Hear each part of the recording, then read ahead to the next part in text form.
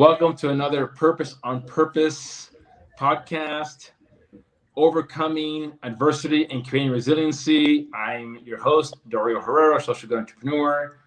As always, our lady friend who is our leader, our faith-inspired visionary, and just incredibly talented, Christy Grease is with us. Hi, Christy. Hey. And today we have a guest that I've known since I was, I believe, 13 years old. I'm 47 now, as you can tell by the gray. So, it's been a long relationship. And we're going to answer the question, what if it did work? And as you know, we've been diving into the topic of resiliency and helping people understand two things. One is that they've been blessed with everything they need to be resilient. Mm-hmm. And number two, what is that formula? Like, what are the steps you need to take or get to take every day, or when adversity presents itself, that leads to resiliency so you can live your life's purpose? And I can't think of a better example than our next guest. His name is Omar Medrano. He was born in Westchester, which is, a lower middle class neighborhood in Miami, Florida. He was always quiet, very shy, and from his own description, suffered with confidence and self-esteem issues late into his 20s. It wasn't just as a middle school kid when I first met him, or a high school kid when he and I had a relationship, and it was way into his 20s. But somehow he was able to navigate that to become a very successful financial advisor, working with top-notch clients and making a significant income, a very significant income. But he felt like he lacked purpose, and he became a serial entrepreneur, if you will, and started investing in franchises, one of them being Smoothie King, another one being, I know you love Smoothie King, Christy. I do too. I had no idea he was a Smoothie King of South Florida when I first came across him again later in life, but Supercuts also. And he recently wrote a book called What If It Did Work? What If It Did Work? He's a father to two amazing girls. He is an active CrossFitter. He is very active physically. He's very active mentally. He's been tutored by some of the world's foremost leaders, Grant Cardone, Gary Vee, and some others. And without further ado, Omar, welcome to Purpose on Purpose. We're happy to have you. Wow, what an amazing intro. I mean, let's just end the podcast now. Thank you for being here, Omar. And we always get right to business here, and really the business is finding that formula for resiliency. So, the right off the bat question is, how does a kid who barely spoke, I think I heard you say 11 words all through middle school and high school, and it's only because I sat next to you in science class at Glade in 9th grade that I think I exuded those words from you, like I extracted them from you. How do you go from that to being a really a world-class financial advisor, to then a world-class franchise owner, to doing what you're doing now? Tell us about that. That's a pretty impressive jump. How did that come about? That came about just, spiritually. We all had the tools. God gave us everything that we needed. The one thing people that they don't understand is we all have the tools to be resilient. Life is easy. We just make it complex. We complicate things. People can be like, "Oh, I'm waiting for the next book to come out to lose weight. I'm waiting the new podcast or the new John Gray book to learn how to be an amazing husband." Well, it's all common sense. We all know how to lose weight. We all know how to be a better husband, wife, spouse. What shifted with me was, I was just tired of, in elementary school, they had me in ESOL for the first 3 years. And as you can see, I speak perfect English, and it's not because of Dade County Public Schools. It's because English was my first language. It was just, I was so when it came to like self-esteem, and I had so much doubt and so much fear. And it wasn't until I said enough was enough, which one of the places that happened was in Las Vegas. So you said enough is enough. Tell us about, so what brought about that statement, which then became really a lifestyle for you, because that's when I started to experience your alignment with enough is enough, and you started taking very specific steps to play that out in your life in a very real way. You took action to really live that philosophy, like enough is enough. Tell us, what was happening. Like, why did you make that statement? And then what has the follow through look like? Because I had zero accountability. I had to go away for school. My two choices were, it was either UNLV, University of Nevada, Las Vegas, which Go Rebels! Exactly, nearly gave my mom a heart attack, or LSU, the #1 party school. So I went there because clearly it wasn't me. It had to be Miami. Miami sucked. And truth to the matter is I could have grown up in Maui, Santa Barbara, La Jolla, Honolulu, you name it, and it was me. And I mean, I ran away. Well, I went away to a school that I had zero. I didn't know anybody. I joined a fraternity because my roommate was a 30-year-old grad student. So it's like, oh my gosh. And I learned how to start talking because they were like, oh my gosh, this guy can't even talk. Well, why do we have him here? So it's in the book. What they made me do was, as a pledge, you're forced to do things, and they had me go ask out like every woman in the bar, or for a drink, or for to dance. And quite frankly, I mean, a guy that had such fear of rejection that I couldn't even ask out a woman in junior high or high school was like, oh my gosh. And the truth to the matter was, this was all one big setup. All these women were designed to say no, or if they weren't going to say no, they knew it was like Friday night fights. They knew that she was with somebody, and it was time to brawl and all that. So no, no, no, no, no, no, no. And they gave me the nickname Goose because, like in Top Gun, all I would do was crash and burn. And I realized that rejection, no, it wasn't like, Omar, you suck. It was just, Omar, maybe the timing's not right. Maybe they're seeing somebody. Maybe at another day and time, I can revisit that. No is not a rejection of who I am as a person. And that little tiny switch, I mean, from a guy that couldn't even ask out a girl, she would have to ask me out in high school. The one day cold calling and having clients, and hey, you wouldn't mind investing $100,000 in these AAA guaranteed municipal bonds.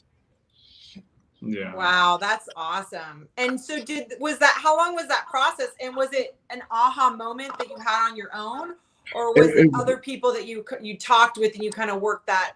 It was an aha moment right then and there, but I still had, okay, that was one issue. I didn't realize I had so many demons and so many issues. And after I graduated college, I was a journalist, which means low pay. And it was like going to seminary. I didn't realize I went to education to get educated, to have a life of poverty. And I was dating this woman and all that, and she dumped me. And it was like, oh, it was like this fear, the fear of rejection, the fear of not being enough. I grew up single parent. My mom worked and went to school full time. So in the back of my mind, it was like, if my father could abandon me or leave me, then, it was always that, oh, I sucked. So for a whole year, I even write about it in the book. I was going to Las Vegas, like that Friday night flight, coming back on the red eye on Monday and all that. But I was so toxic that I make a joke that not even prostitutes would proposition me, because I was so toxic that it was like, who is this guy? So I had to work through that issue for a whole year. But the good news was I kept on talking to strangers at the blackjack table, and that's how I got my confidence back. So the spiritual journey that you went on, or you mentioned spirituality and God. I love that. everything to me. I love that topic. What was that for you? There's been, every time I've been at my lowest, and I mean adversity, there's like a moment that I was like, well, I have to be atheist, because why would there be a God? But so much has happened throughout the years that when I've hit rock bottom, I've felt God's presence, Jesus Christ, and all that. And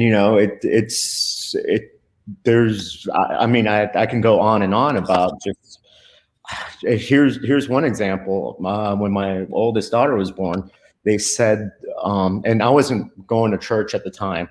I was agnostic, I guess. I was going back to, and after she was born, they put her in the NCIU or whatever, and they said that pick a doctor, because more than likely she's going to have open heart surgery. And one of my fellow financial advisors was also a pastor. And he said, hey, look, I'm going to have my congregation pray for your daughter. I want you to go home with your wife at the time and pray. And then, that was like the first time in like years that I had literally prayed.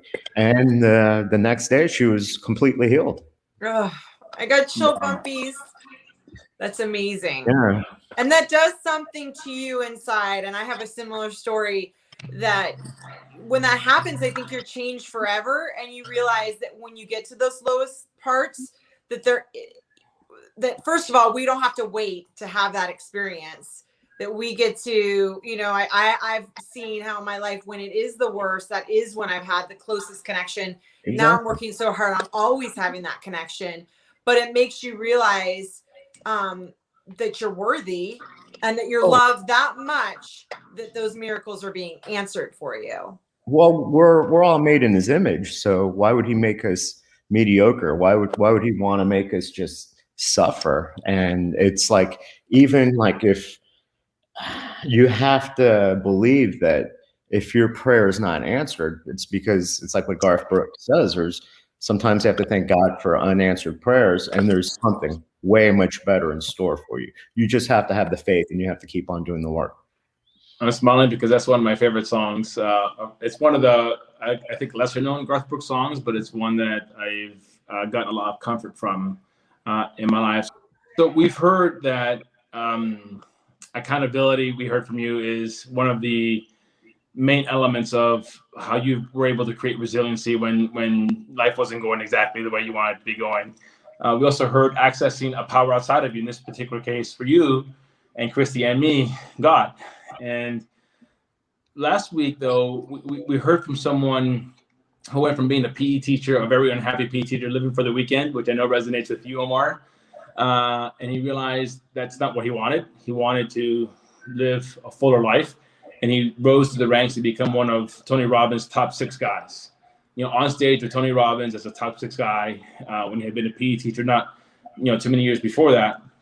And I know this is something you talk about often, is that every day you can take a step. Every day you can do something to come closer to that purpose. So I'd love for you to speak into that, because I know, you've had a relationship with mediocrity before, and it's a relationship that, didn't serve you anymore. And you made that active choice to do something different every day, to make it happen every day. So I'd love for you to kind of speak into that and let us know kind of your mindset and very specific practices. We're trying to get to giving our audience an understanding of what they can do every single day to really develop that resiliency muscle that helps them on their own path to their purpose. Well, we all have choices, and I choose every day. I wake up in the morning. First thing, I'm completely blessed that Jesus, that God gave me an extra day. The universe gave me health and all that. And then we all have that decision. Do I make this an amazing day? Do I make this a mediocre day? Or I'm going to tell everybody, oh, it's such a crappy day. Oh, it's Monday. Oh, I can't believe it's only Tuesday and all that. It's all in your mindset. And, I hear people say, well, I hit the snooze button. Well, if you need that 5 extra minutes of sleep, either set your alarm at 5:05 and don't hit the snooze button, or go to bed early, 5, 10, 15 minutes. But if you keep on hitting the snooze button, you're not going to jump out with any excitement. You're not going to kill the day. You're not going to crush your goals.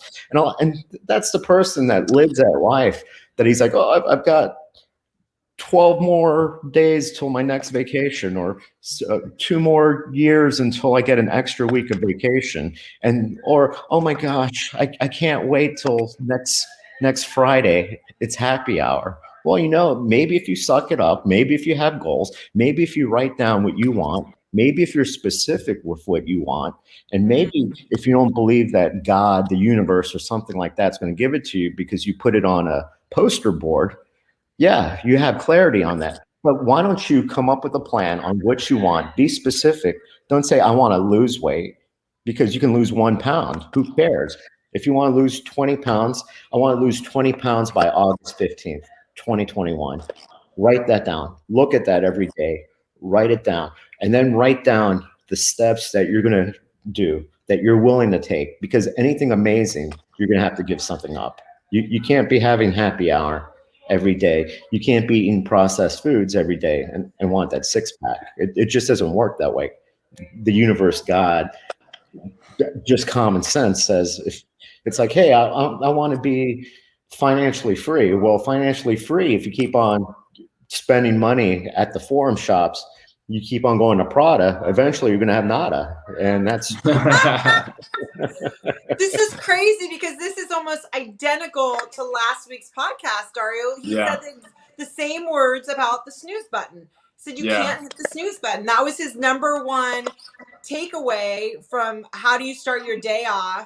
And I also read about, do you have a gratitude journal that you use? Always. And you know what? People always focus on what they don't have. But I mean, one, we all have electricity because we're on this podcast now. We all have computer. We all have Wi-Fi. We're all healthy. We're all of sound mind. Well, sometimes I ask myself with some of my questions if I have sound mind. I've got 2 amazing daughters. They're both healthy. There's just so much to be blessed. But if you're going to focus on, well, I don't have this material item. Well, that material item's not going to fill that hole inside of you anyways. And I so believe in gratitude is the doorway for abundance. Once you start recognizing those little things and that you have and the blessings you have, and I so agree. Sometimes that gratitude, it lingers for me on, I want to say guilt. Maybe that's my Catholic upbringing, but of like, oh, I have it so good. And then that reminds me, wow, that means I have to take advantage of every day. I have to give every day its fullest, because I don't want to get up to the pearly gates one day and God say, like, what did you do with the days I gave you? Exactly. And there's so many people fighting for their lives or dealing with a family member who's dying that, is so young, and yet we're healthy and, like you said, have all these blessings, and we can choose to be, oh, I want more, or I'm grateful for what I have. When you're grateful for what you have, you're living in an abundance. Yeah. When you're saying, I don't have this, I don't have that, this is going to make me happy, that's in complete scarcity mode. And you're going to operate in fear. You're going to operate in lack of. So God, Jesus, the universe is never going to give you anything if you keep on focusing on what you don't have, because we all have plenty. Well, and he's also, for me, it's like God has given me these gifts, and I feel like he tells me, I need to see what you do. It's just like financial management. I need to see what you do with the funds that I have given you. Exactly. What are you doing with that? How are you saving? How are you? The fine line that I find that I would love to hear your input on is staying present in the present moment. Okay, we've talked about how we work through in various modes about dealing with the past. I know you mentioned that you grew up with a single mom. So it's like, it's so important that we deal with the past, yet leave the past in the past, bring forth what we've learned from that. And then, with financial management or planning or goal setting, you're focused on the future.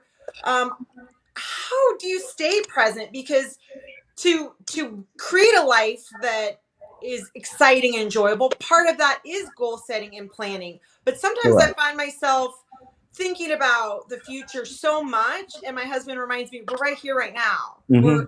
We're parenting. I know you want to save for the future, and we want to do all these things in the future. So how do you find that sweet spot? It's a fine line. The only time you should ever think about the past is if you want to go, damn, I've come a long way. Like going to my old neighborhood, I'm like, I grew up here, but this is where I'm at now. Or I used to weigh 50 pounds more. This is what I look like now. Wow, what a journey.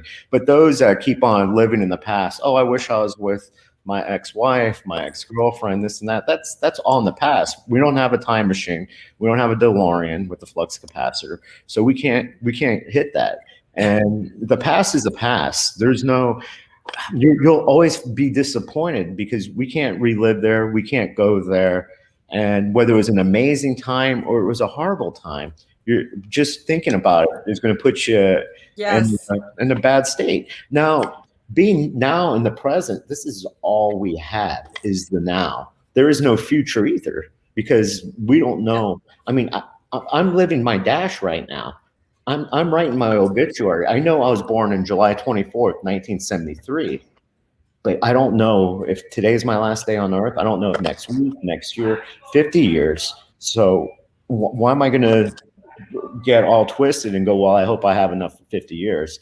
Let me live right now. Because a lot of times, and shoot, I was with you. I mean, like on vacation, going to Las Vegas or something like that, or you're on a date with a woman or you're married to somebody and you keep on thinking, what am I going to do next? What am I going to do next?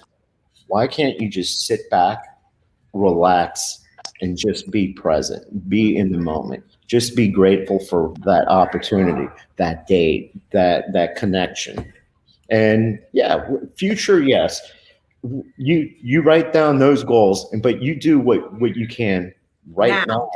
So then maybe when the possibility comes, if we have enough nows, that goal will just go right past. Yeah, I love that answer, Chris. It reminds me of Connor. We had Connor Field, gold medalist, the first U.S. BMX gold medalist, and his goal was to win the gold.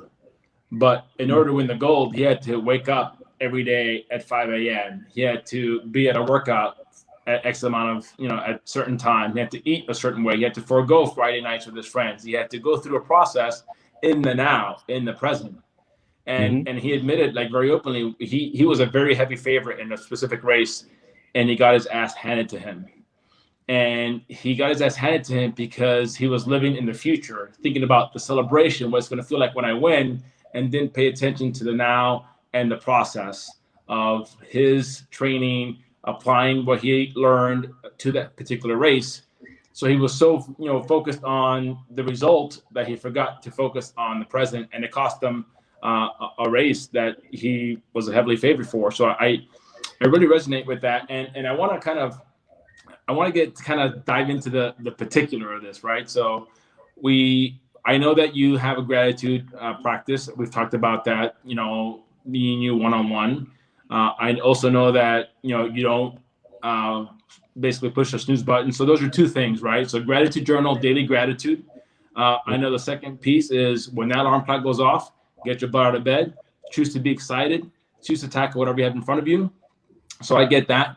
What other parts of your daily routine can you share with us so that people at home can understand, first of all, how much opportunity there is to accomplish so much in a day? And then number two, because I think people underestimate that all the time. Or they do 3 things and they feel like, oh, I did so much when they could have done 10 things or 12 things or 15 things had they applied the energy, the focus, and the really the effort. So speak to, how much time we have in the day, really, because I know you're a big proponent of that. And secondly is, in addition to, getting your butt out of bed and practicing gratitude on a daily basis, what else are you doing to further that being present and making the most of every day? Make the most of every day. You write down, and this is something you taught me, and I remember it was in January the last time I saw you, and it's funny because I know this is so basic, and this is something that I do is I write down what I want and be specific. well, I went through a breakup and all that, and you were telling me, well, why don't you write down what you're looking for in a woman? And it was just like, it was like such common sense, because that's something I've always done, was write down everything, write down, plan my day, write down what I want to do, what do I want to accomplish, and just be specific. And it was crazy because for a while I didn't have clarity on what I was looking for or what I wanted. So that's why, I mean, at the time I was like, shoot, 20 pounds less than I am now. That probably looked pale and all that, because I was just like really down in it. But yeah, that's one of the things I do is I write down, and then you always have to evaluate what you do. Was it a good day? Because hey, we're human. We're flawed. We're not every day is 100% and all that. But if you sit down and you go, well, you know what, and you have to be honest. Well, I pissed the day away. I was cyber stalking my ex-girlfriend. I was on social media for 10 hours. I was watching Netflix all weekend. I needed to watch Ozark season 3. Yes. Is that out? Is it out yet? Right? I know it's coming soon. I don't know. Okay, all right. Okay, wait a minute. I'm gonna interrupt the podcast right now and go binge that right now. Exactly. And I can take a county later tonight. But trust me, the people that are not successful, and I know we don't have all of our friends aren't always 100% hitting it and all that when it comes to goals. And I cringe is when they ask for a recommendation. It's the weekend. I'm not going to work on myself. What I'm going to do is I'm going to blow the whole weekend binge watching. So here, let me tell people how lack of goals, lack of clarity, how mediocre I am. Oh, hey, can somebody recommend what I can watch and binge watch all weekend on Netflix? It's like, wow.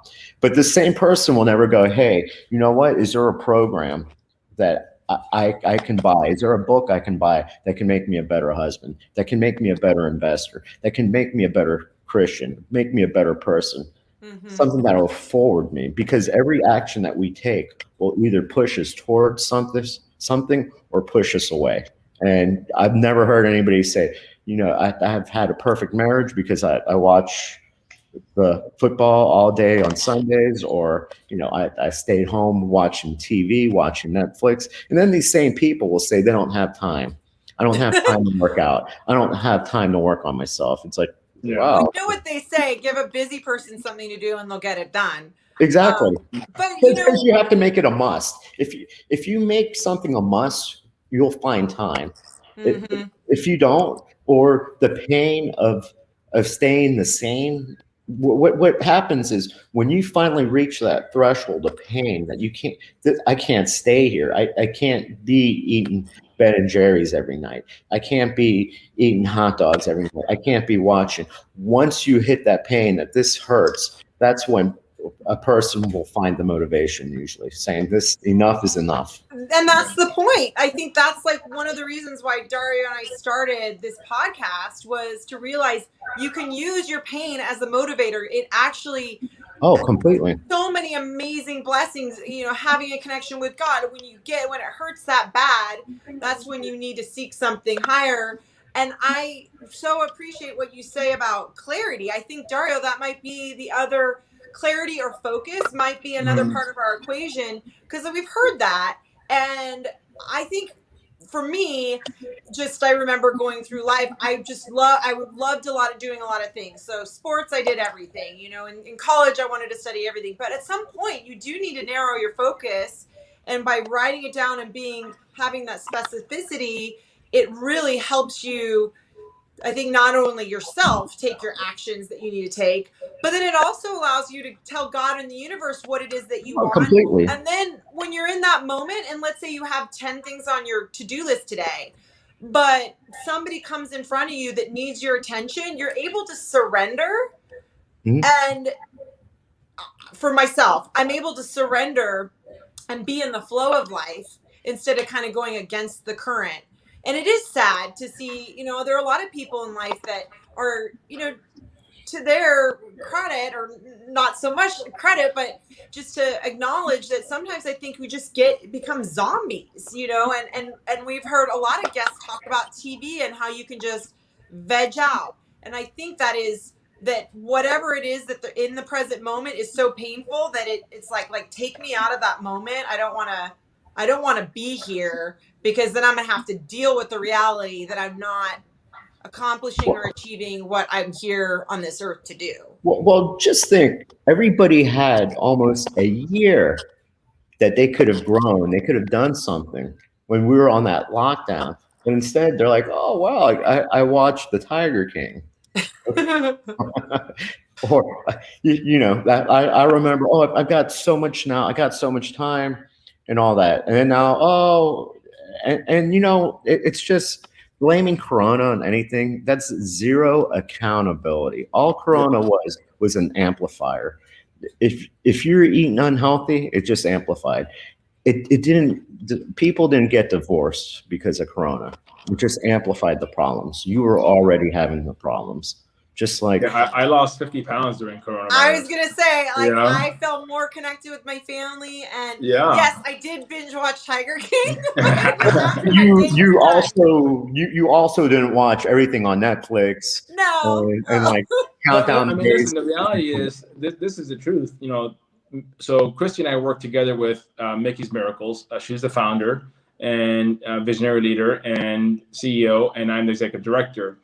And we found ourselves having to solve bigger problems for the families that we have the responsibility and honor to serve. Mm-hmm. So we could have said, hey, this is COVID. We can't fundraise to pay for X, Y, or Z. Instead, we took it as, you know, something that gave us specific purpose every day. We created an event literally in a few weeks to be able to launch the MIND program, Music Inspiring Neurological Development, to be able to provide a COVID grant to our families and, you know, financial need.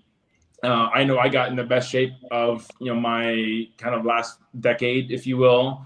You know, Chrissy took on new projects. She started writing. And so, you know, that goes back to the idea of we have what it takes.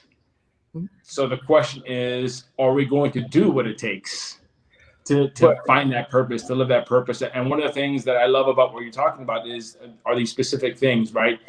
Get your ass out of bed. Practice gratitude very specifically. Ask for what you want very specifically. Create daily goals towards what you want very specifically. At the end of the day, take an assessment of how you showed up in that day. Where could you have improved? Where could you have used your time better? You know, what made you happy? Because that's a part of the formula for me. You know, if I go throughout the day and don't take moments of happiness for myself, that's not a successful day for me. I could have accomplished every task, but if I'm not spending time with my kids, having fun and laughing, to me, that wasn't a successful day. Or if I didn't get out and move, right, do something to either take a walk outside and express gratitude that way, or go to the gym and do something that, you know, helps me keep in shape mentally and physically, you know, that's not a successful day for me.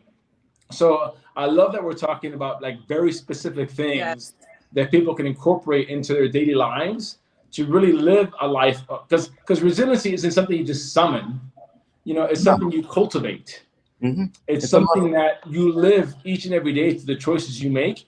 And then when something happens that requires you to access that resiliency, it's there for you already.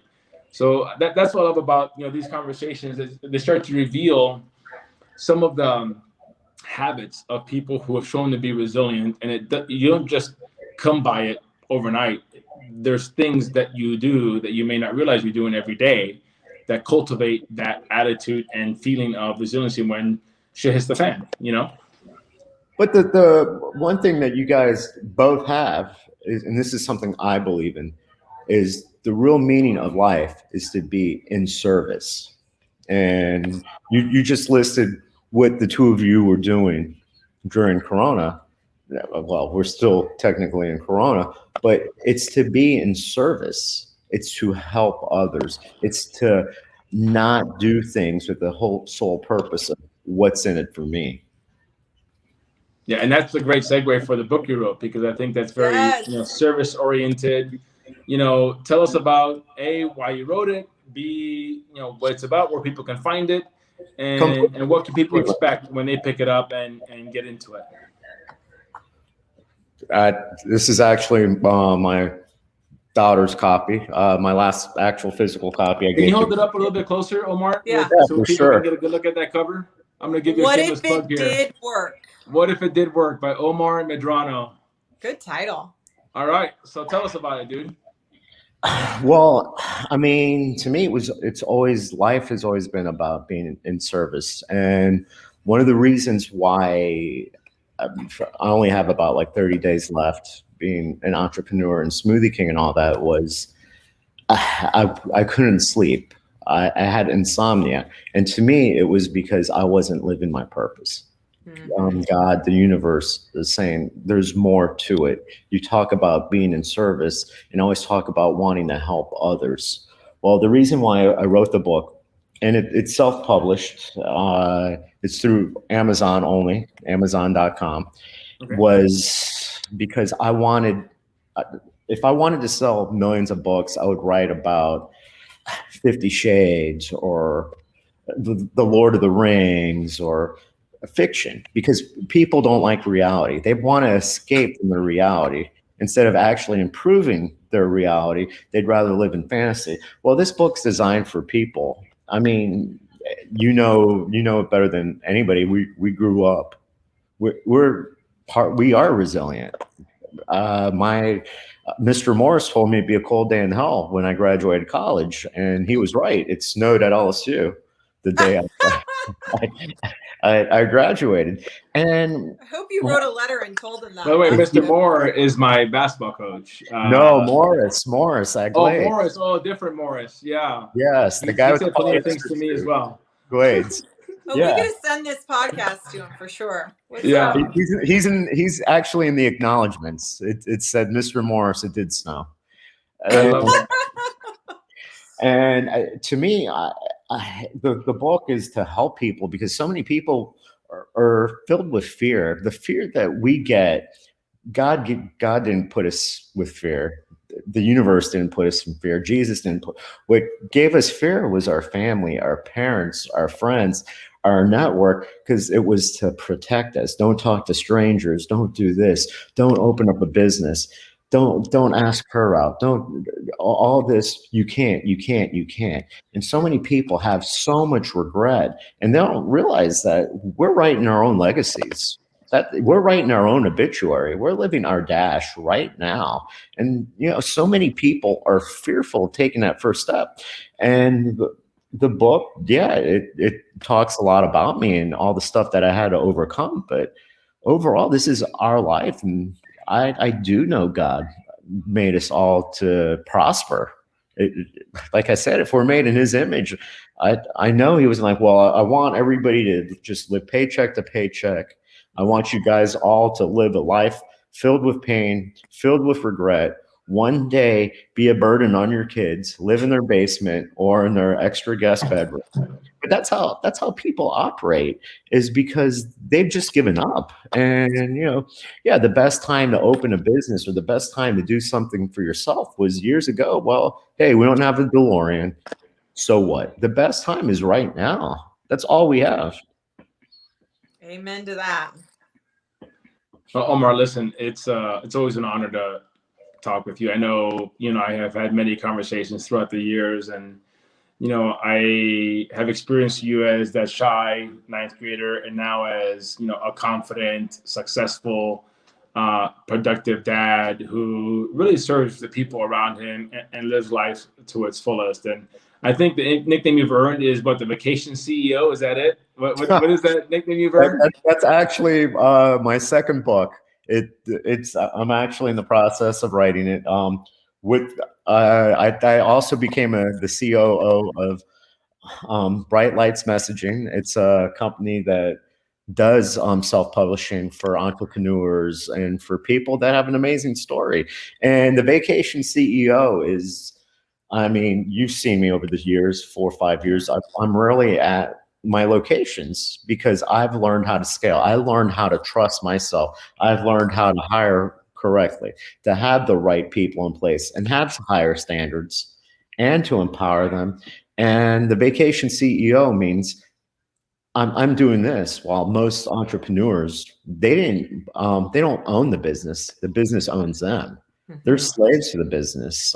Last time I was in Summerlin, I was with stopped off at a Port of Subs, and there was like a husband and wife that were like 55, 56, owner and operator. And I could just tell by their looks that, you know, they're hating life. Yeah. And it's because, you know, they thought they were buying the American dream of one day owning a store and being an entrepreneur. But what they did was they bought themselves a job. And not only did they buy themselves a job, but this is like that 50-year-old son that never moves out, and you're still supporting them because, I mean, they just had that look. And yeah, so many people only, you know, they miss out on being with their children. They miss out on soccer games, travel soccer, or they miss out on high school graduations because they are stuck being in the business. Yeah. Well, listen, thank you. It's been a great experience for me to watch you go from there to here. We talk regularly, and you know, we counsel each other, you know, consistently, and we provide each other support. So I'm grateful for your friendship and everything you've taught me. And having said that, I'm Dario Herrera. This is Christy Grease with Omar Medrano. Purpose on Purpose: Overcoming Adversity and Creating Resiliency. And I have one question for you. What if it did work? Just ask yourself. Next time. Use it as an affirmation. Love you all. Thank you. Thank you so much, Omar. Be blessed. You too.